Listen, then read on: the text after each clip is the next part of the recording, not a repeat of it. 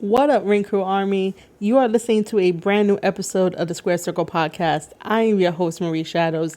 And on this episode of Square Circle Podcast, it is the main event of Night 3, Road to Castle Attack series. This match featured Bullet Club versus Chaos. We had Tonga teaming up with Tonga Loa and Evil, taking on Okada, Goto, and Yoshi.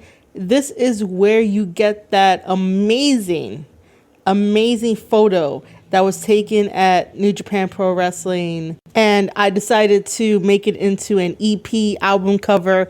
So I wonder if one day Bullet Club would drop their own EP album. That'd be pretty fun. The users on Reddit were very helpful with the song titles, and I put it together. It is currently not on social media yet. Tonga does have it, so he could look at it. But I would want to put it for this specific episode just because of how badass the picture was, and I couldn't pass up the opportunity. I could be creative with graphics. My talent in graphic making is not vast and it's not extensive. I do what I can. I'm more talented in the writing department and making these podcast episodes for each and every listener that tunes in, whether on Anchor, Spotify, Apple Podcasts, Google Podcasts, and even now on YouTube. So if you guys are new to the Square Circle Podcast, welcome. If you guys have been here since day one, current, welcome as well. So the Square Circle Podcast is dedicated to reviewing wrestling shows. This is a New Japan Pro Wrestling podcast episode that is giving you commentary, English commentary for the Japanese video, because the English commentary will come at a later date and I'm not sure when that will be. So I do not want to keep New Japan Pro Wrestling fans waiting. So I am learning how to do commentary, and if you guys want to leave me a comment on how well I did, you guys could definitely do that over at Twitter at Marie_Shadows, or leave me a voice message on anchor.fm/Square Circle Podcast. I am a fan of Bullet Club. I support Bullet Club, and I am loyal to Bullet Club.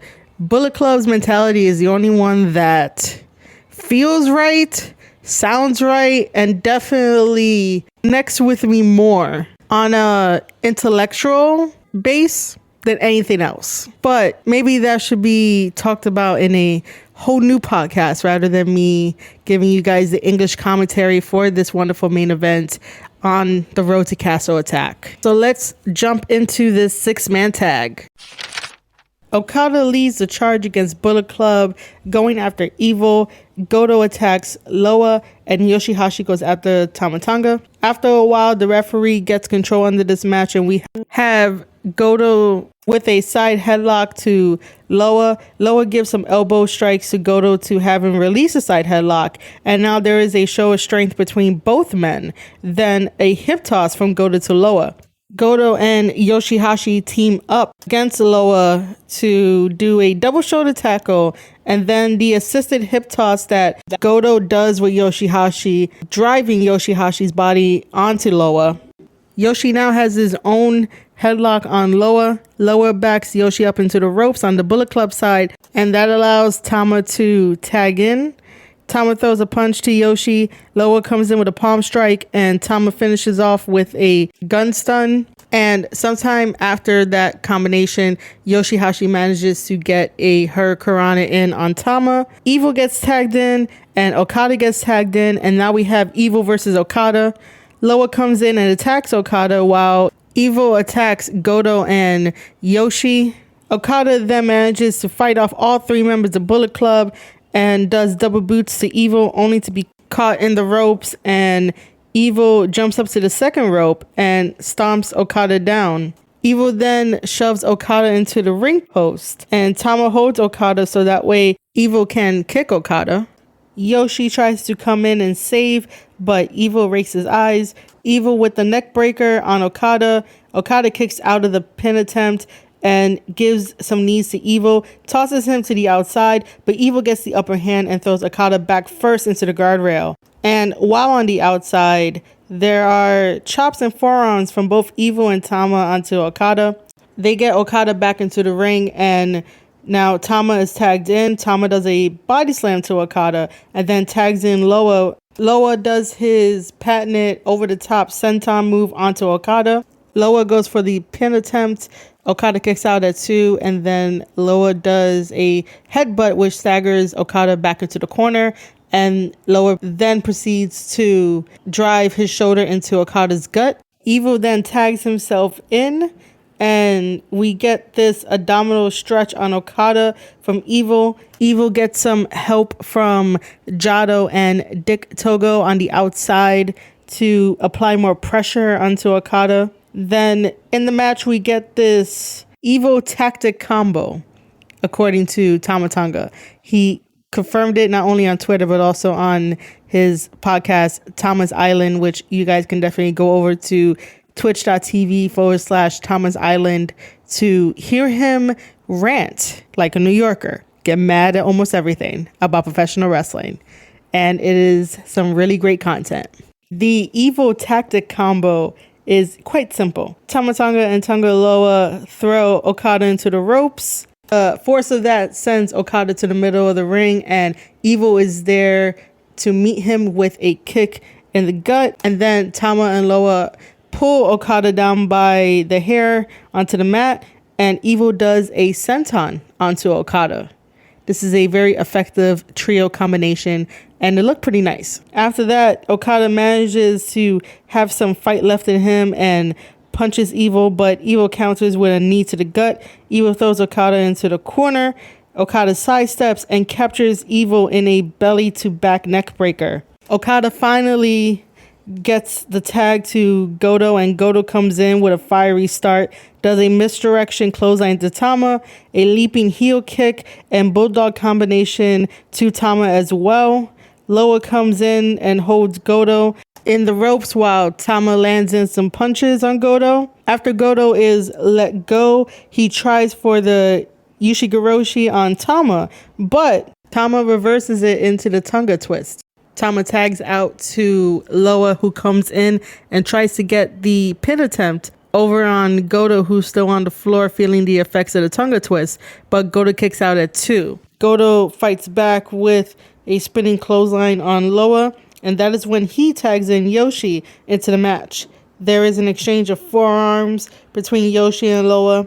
And a side note, somehow Loa's red sneaker came off during this match when he was fighting against Goto before Goto got the tag in on Yoshi.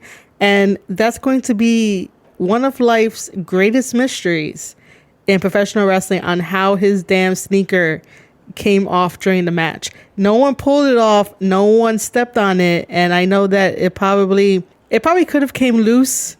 But regardless, looking back on the footage on NJPW World.com, which you guys should definitely sign up and get a subscription, I don't know how his sneaker got off his foot. And that was a really weird, funny moment, even after the post-match, which I'll get to, but just a little side note. Yoshi manages to apply the butterfly lock onto Loa.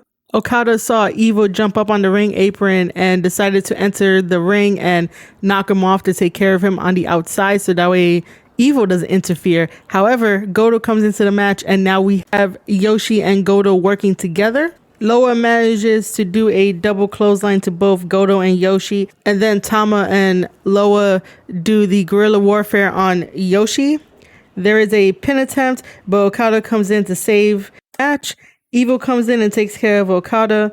Now Goto does 2 Ushigoroshis, 1 to Tama and 1 to Loa. Yoshi comes in with double knees onto Loa, and there is a pin attempt on Loa, but Loa kicks out at 2.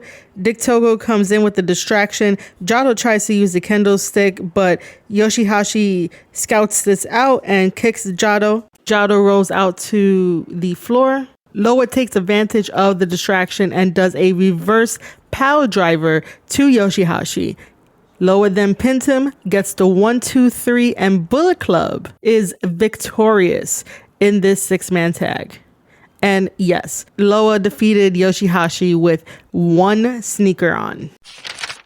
After Bullet Club picking up the victory in this match, Loa decides to give his post-match comments in the ring. So does Tama Tonga. So here's the scene that's going to be happening at Castle Attack come February 27th. On February 27th, both Tama Tonga and Tonga Loa are going to be in singles matches against Yoshi and Goto. On the 27th, it will be Yoshi taking on Loa and Goto taking on Tama Tonga. This is a little bit different because these men are tag team specialists. While, yes, they can be very great as singles competitors, they are so used to having someone in the corner. So when you tag out to your tag partner, you get to rest a little bit on the ring apron before getting back in there. When you are a singles competitor, you're going and going and going. There is no stop unless you guys headbutt each other and, there's a little bit of rest period there. So this might end up being a little bit challenging for both men, but everyone involved are going to have fantastic matches, and the titles are not on the line when these single matches happen come February 27th at Castle Attack. So Loa is informing the crowd and everyone else that he's going to hurt Yoshihashi. So don't bother buying tickets for the 28th.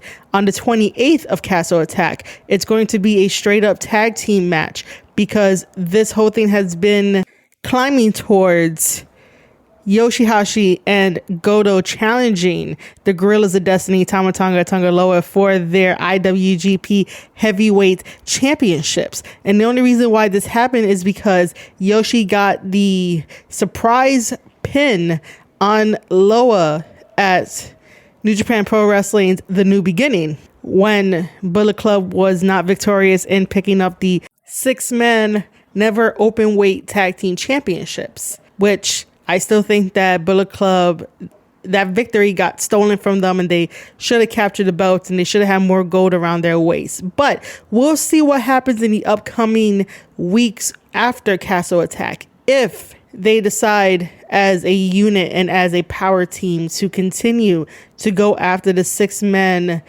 championships. Because now you really got to think about it. On the 27th, Tama, Loa, and Jay White are all in singles matches against the 6-man champions. So if all 3 men of the Bullet Club are successful, why wouldn't they want to challenge again for the 6-man never open weight tag team championships when the momentum is on their side? And by fighting these guys individually, not only do they gain more knowledge on how to defeat their opponents, even working together, they'll be a lot more dangerous. And that's what Bullet Club is about. Bullet Club is about being dangerous, but also being smart in their approach on how they dissect their opponents, how they manipulate the referee, and how they manipulate the rules to have it play in the favor of Bullet Club. So that's where we're at in terms of this whole entire story that has been developing since February 1st, since Jay White coming back into New Japan Pro Wrestling and Bullet Club. So Loa just reminds people that he's going to be hurting Yoshihashi on the 27th. So that way on the 28th, when they have their tag team match, that he won't be able to show up. Now, Tama gave his post-match comments, and he considers Goto a stepping stone. And when Tama defeats him on February 27th at Castle Attack, because he has a singles match with him, that is going to be his way of leveling up in 2021. So Tama is only going to get stronger, and Tama is only going to keep climbing that ladder, and no one is going to stop him, and no one is going to defeat him, not even Goto himself. And these are the type of stories that I live for, that I love watching unfold and trying to dissect deeper meanings with the characters and the psychology and everything. So this stuff gives me a better challenge than anything else in professional wrestling. And I hope as I break down matches, story, psychology, everything on what makes professional wrestling amazing without giving away too much information from the inside, from whatever I know, whatever is relevant to the situation or whatever I'm explaining, that it brings a little bit of value into everyone's lives, everyone that listens to this podcast. I hope it brings you value and you appreciate wrestling a little bit more like I do, and you appreciate New Japan Pro Wrestling a little bit more as well. I know New Japan Pro Wrestling is not for everyone, and even on Twitter, people still complain about New Japan Pro Wrestling, about this or that, or just talking out their ass about it. But trust me, if you guys just sign up at NJPWWorld.com and just get the subscription, it's way better than the WWE Network. So I highly suggest it. And if you watch the matches, you could definitely play back the English commentary I give you guys. And you want to leave me feedback on that too, that's great. But you guys can definitely have the video up, have my commentary on, and you can see what I'm talking about when I do this for these matches. All right, ladies and gentlemen, that has been my assessment of night 3 of the Road to the Castle Attack series. This was the main event, and I had a blast talking about it and diving a little bit deeper into the stories to bring it more to life for you guys. The ways that you can support me, Marie Shadows, and the Square Circle podcast is very, very, very simple. Head over on Twitter, follow me there at Marie_Shadows. You guys can definitely leave me comments on the Twitter side. If you want to listen to the audio podcast of this, head over to anchor.fm/Square Circle podcast. If you listen to it on Spotify, Apple Podcasts, Google Podcasts, thank you for listening to it over there. Just type in Square Circle podcast. Over on the YouTube side, same thing, Square Circle Podcast. I have yet to hit 100 subscribers, so I can't really change the URL. But if you want to subscribe, make sure to hit that subscribe button. Turn on that notification bell and leave me some comments down below on how well I did. If you want to take it a step further, and I know I keep saying this in all the other podcast episodes, and I will eventually have some more articles up on the newsletter, because currently I have a Jay White article, a Kenny Omega article, and a Young Bucks article. Head over to theringcrew.substack.com. Make sure you sign up. There'll be a lot more articles there as well.